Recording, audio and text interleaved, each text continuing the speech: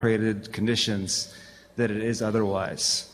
Well, since that's direct, do you want to go ahead? You know, I'll be happy to respond to it, but these are the kinds of specialties that this gentleman really writes about. I think you want me to go first, but I'd like you to respond on this too. Give the question a bit of a pointed edge here. I think I'm hearing what you're saying, but how do you respond to a culture that is saying the evil is outside of us and not inside us? Yes. It seems my vague or little perspective of the universities, those who write all the textbooks that end up in our elementary education schools do not hold a Judeo-Christian worldview anymore, and that our evil is, like President Obama said, it's in the streets. It's people who are poor because of people oppressing them, not so much something that comes from within a person. You know, then we should not be imprisoning people like Madoff and the head of Enron. We should be imprisoning their neighbors because of his environment that these people did such things.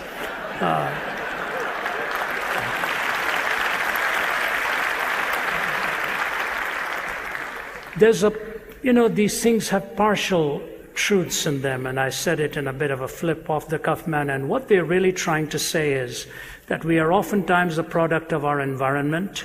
And I won't name the countries, but my wife and I were visiting there where there's a constant war going on in the border there, and we were pointed to a man who took his 12-year-old son up to the hill every day.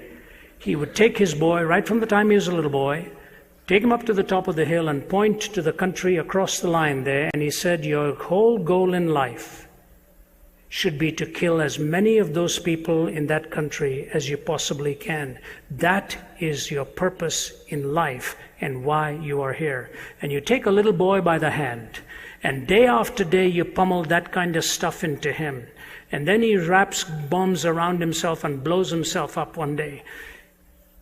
You can see what they did with a young mind like that they ultimately radicalized and influenced and controlled. And the tragedy is that this is a deadly half-truth, but it is a half-truth all right. It is your environment and your upbringing has an awful lot to do with this. And so you watch the movies in our time. Look at the impact pornography has taken on this culture. I'm dealing with it with young men all the time as I travel. And it is a horrific thing to be trapped by, because what it actually does is destroy personhood in the process and makes you pursue a feeling rather than even a person, because no one person can ultimately bring you the happiness. It's a feeling that you're in search of, and it'll never be parked in that feeling all the time. So the environment that is conditioning our minds is taking a heavy toll. But what is conditioning the environment? Are these minds also cumulatively just the product of all kinds of ideas? Does nobody ultimately have to take any responsibility?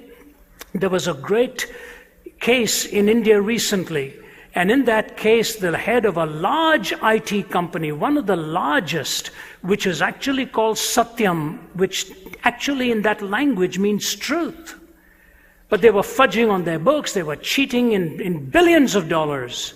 And finally he was caught, and he's in jail now. And here's what he said: my problem is this: I was riding this tiger of deceit for so long, I was afraid to get off lest it eat me up. It was not his environment. It was what he had chosen to do. So ultimately we have to have responsibility individually, not just blame the society on it. Otherwise, next thing you do, you're pushing your neighbor off a cliff because your mother didn't let you push your oats off your tray when you were a little boy, or something like that. This kind of ad infinitum reasoning, if you take away responsibility, you actually take away the possibility of any court of law dealing with any act in any nature if it is always someone else's fault. You have to ultimately have evil explained, and it is on the outside because it is on the inside first. It did not come on the inside from the outside. All that is within you is evil and all the list that God gives to us comes from the heart of man. That's what really defiles. Any thoughts on that, Oz? What you're describing is the fruits of the 18th century Enlightenment, which doesn't believe in evil, doesn't believe in sin or responsibility, so looks to things like more psychology, better politics, higher education, and this will solve the problem. And clearly, 20th century evil has blown a huge hole in that. Now, when you meet people who still believe in it, I think this is the way to approach them. They have never met real evil. Let me give you an example. The great poet W.H. Auden came to faith through meeting evil. He was a socialist, an atheist, and a left-wing radical who'd fought on the Republican side in Spain in the Civil War, came to America to escape Nazism. But one evening, watching a documentary in New York, saw Hitler's troops entering Poland, bayoneting women and children.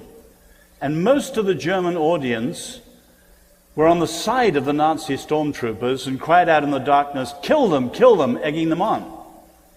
And Auden said, in 2 minutes, my whole worldview was turned around. On the one hand, I knew we were evil. I was looking at something that no psychology, no education, and no politics could ever change. This is radical evil. But then he said, I realized as a European intellectual, I'd spent all my life removing the absolutes. Everything's relative. But I wanted to say that Hitler was absolutely evil. So he said, I left the cinema a seeker after an unconditional absolute, and I met Christ. In other words, many of these people have a very shallow view of human life, and also very shallow political policies too. And it always runs aground on the rock of reality